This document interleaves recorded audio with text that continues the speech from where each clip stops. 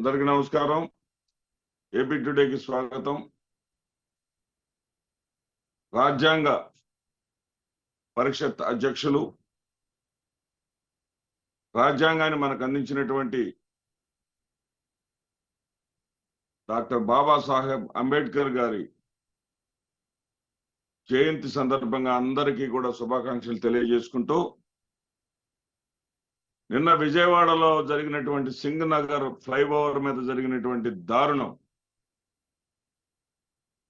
ఏ రాజకీయ పార్టీ అయినా సరే, అధికారంలో ఉన్న పార్టీ అయినా, విపక్షంలో ఉన్నటువంటి పార్టీ అయినా సరే, ఒక నేత మీద దాడి జరిగినప్పుడు ఆ దాడిని ఖండించాలి. ఈ తెలుగుదేశం పార్టీ ఆంధ్రప్రదేశ్ రాష్ట్రానికి ఎలా దాపురించింది అంటే, ఎంత దుర్మార్గంగా ఈ పార్టీ ఉన్నది అంటే, ఎంత నీచంగా ఉన్నది అంటే, దాడి జరిగిన 5 నిమిషాల్లోనే కోడికత్తి డ్రామా కమ్స్ బ్యాక్ అంట. ఏది? తెలుగుదేశం పార్టీ అధికారిక ట్విట్టర్ అకౌంట్ నుంచి. ఏదో తెలిసి తెలియని సోషల్ మీడియా పిల్లలు పెట్టింది కాదు, తెలుగుదేశం పార్టీ అధికారిక అకౌంట్ నుంచి. మరలా అదే ట్విట్టర్ అకౌంట్ నుంచి డ్రామాకు ముందు, డ్రామా తర్వాత. అంటే అసలు ఎంత నీచానికి వీళ్ళు దిగజారుతున్నారు. అది ఫ్లైఓవరు. ఆ ఫ్లైఓవర్కి ఎత్తైనటువంటి ఫ్లైఓవర్కి సమీపంలో ప్రక్కనే ఎత్తైనటువంటి అపార్ట్మెంట్స్ ఉన్నాయి. మరి అక్కడ రక్షణ చర్యలు తీసుకోవాల్సినటువంటి బాధ్యత విస్మరించినందుకు ఇప్పుడు జగన్మోహన్ రెడ్డి గారిని కూడా విమర్శించడానికి లేదు. ఎందుకంటే వ్యవస్థలన్నీ కూడా ఎన్నికల కమిషన్ కౌంటర్లోకి, వాళ్ళ ఆధీనంలోకి వెళ్ళిపోయింది. కాబట్టి ఆ బాధ్యత అంతా ఉద్యోగస్తుల్ని, పురంధేశ్వర్ గారే లేఖ రాశారు కదా, వాళ్ళు ఉండటానికి లేదు, వీళ్ళు ఉండటానికి లేదు, వాళ్ళని తీసేయండి, వీళ్ళని తీసేయండి అని. మరి వాళ్ళు తీసేయమన్న విధంగా తీసేశారు కదా. ఉన్నటువంటి అధికారులు అందరినీ సమానంగా చూసుకోవాలి కదా. సరే, ఏది ఏమైనా సరే, దాడి హేయమైనటువంటి ఘటన. ఇదే చంద్రబాబు నాయుడు మీద, చంద్రబాబు నాయుడు ముఖ్యమంత్రిగా ఉన్నప్పుడు, ఇట్లా ఆపద్ధర్మ ముఖ్యమంత్రిగా ఉన్నప్పుడు, లేకపోతే ఎన్నికల కమిషన్ కంట్రోల్లోకి పరిపాలన వెళ్ళినప్పుడు జరిగిన దాడి కాదు. ఆయన ముఖ్యమంత్రిగా ఉన్నప్పుడు దాడి జరిగితే ఆ దాడిని అప్పటి ప్రతిపక్ష నాయకుడు అయినటువంటి రాజశేఖర్ రెడ్డి గారు తిరుపతిలో రోడ్డు మీద బైఠాయించి ధర్నా చేసి, ప్రజాస్వామ్యంలో ఇలాంటి దాడులు చేయరాదు,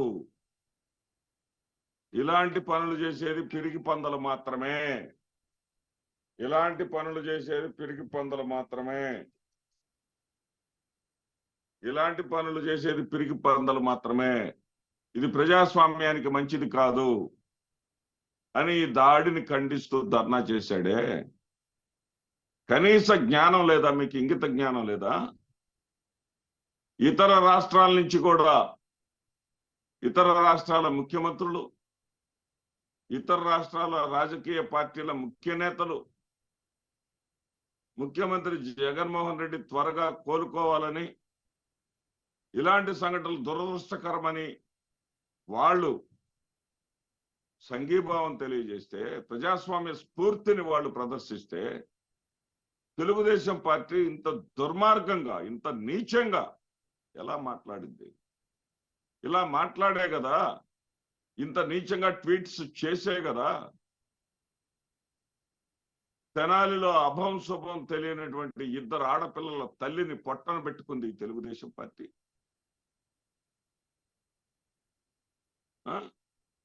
చనిపోయిన తర్వాత కూడా ఆ అమ్మాయిని వెంటాడుతూ,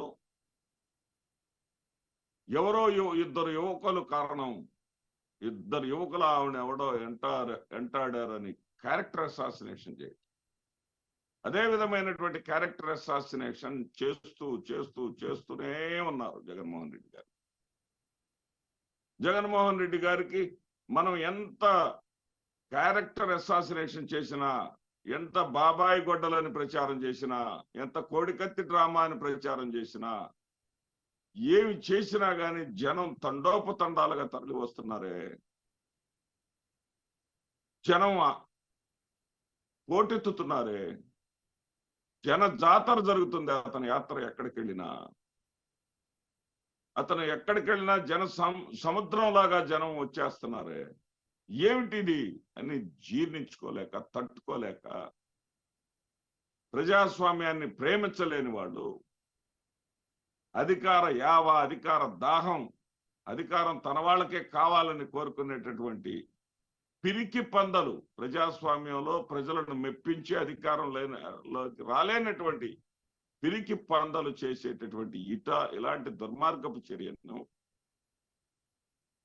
రాజకీయాల్లో సీనియర్ మోస్ట్ నేను మోడీ కన్నా పెద్దవాడిని అని చెప్పుకునేటటువంటి చంద్రబాబు నాయుడు ప్రప్రథమంగా ఖండించడం మాట దేవుడెరుగు, రాయి తానే వేయించుకున్నాడు. ఏ పుటకలు మీ అసలు ఎలా పుడతారు మీరు? అసలు మానవ జన్మ ఎత్తినారా? మానవీయ కోణం ఉందా మీరు మాట్లాడే మాటల్లో?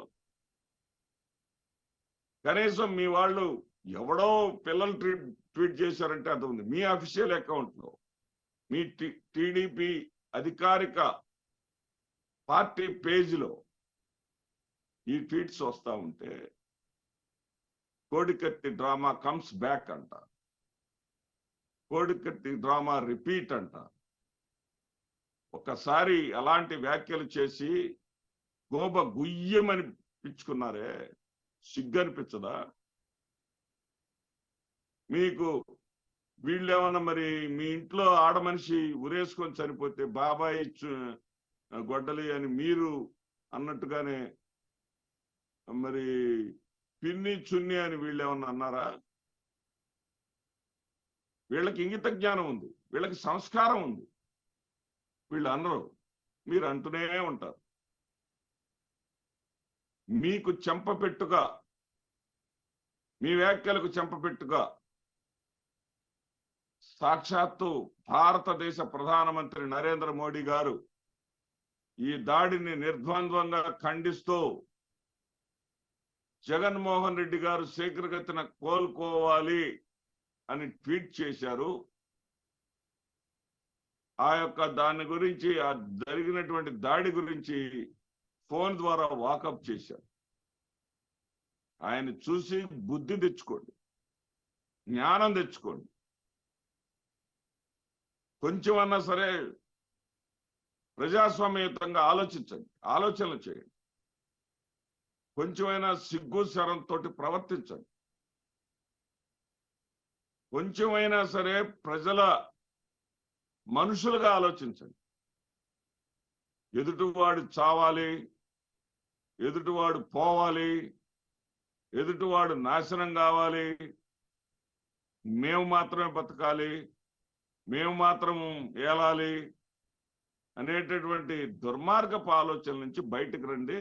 ఇలాంటి ఆలోచనల నుంచి మీరు బయటకు రానంత కాలం ఆంధ్రప్రదేశ్ రాష్ట్ర ప్రజలు మీ వైపు కూడా చూడరు, మిమ్మల్ని ఇంకాస్త అసహించుకుంటారన్న సంగతి మీరు గుర్తుంచుకోండి. నమస్తే.